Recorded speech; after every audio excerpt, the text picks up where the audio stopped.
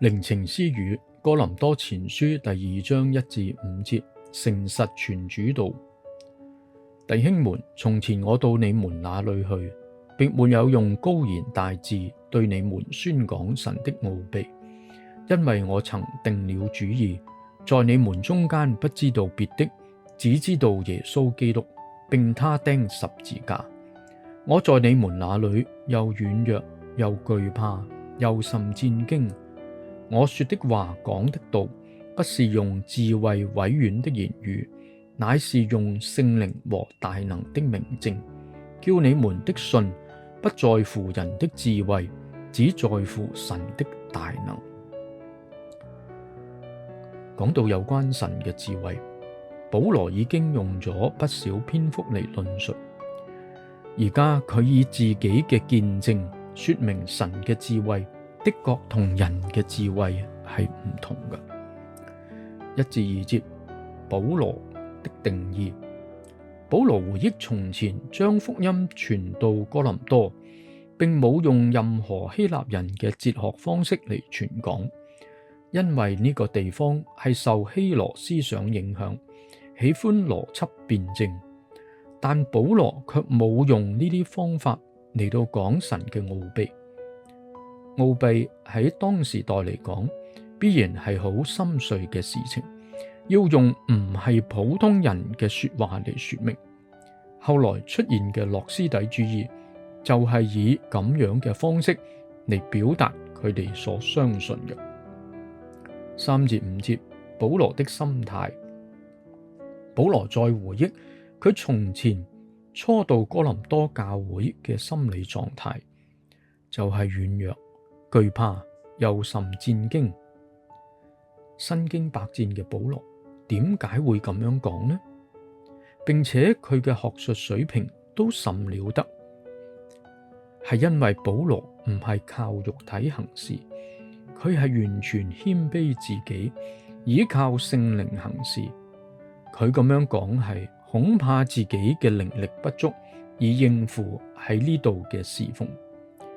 因此佢講嘅道唔係用人間嘅聰明嚟到說服人，乃係由聖靈所感動佢要講嘅說話。保羅喺呢度暗示，人嘅相信係建基於超自然嘅事，就係神賜嘅救恩，唔係建基於人嘅理性。保羅嘅生命俾我哋睇見一個虛懷若谷主僕人嘅美好見證。因為佢唔靠自己從前嘅智慧，所以人們可以聽見純正嘅福音，都體會呢個福音嘅大能。呢個唔係話唔靠人嘅聰明，係叫人不要單用智慧行事。我哋作事倚靠主去作，智慧同聰明只係工具，可用都可以唔用。重要嘅係聖靈嘅感動同能力。只用人間嘅智慧同聰明嚟傳講，會矮化咗福音嘅能力。應用喺我哋身上，就係我哋要絕對相信福音嘅能力，不論聽嘅人有乜嘢反應。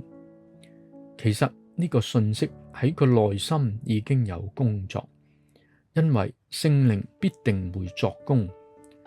至於智慧聰明，可以用嚟清除信仰嘅絆腳石，但始終我哋都要誠誠實實嚟傳講福音嘅訊息。親愛天父，保羅係我哋傳福音嘅榜樣，佢誠誠實實傳講神嘅話，並冇以自己嘅才學作為誇耀同所倚靠。求主幫助我哋都有咁樣嘅心志，以單純嘅心誠誠實實傳主嘅道。阿門。問題思想：第一，保羅嘅定義係乜嘢呢？點解咁樣定義呢？第二，保羅以乜嘢心態對待哥林多教會呢？第三，我哋傳講真理係咪要用智慧呢？點解呢？請再讀以上經文，寫低靈修札記。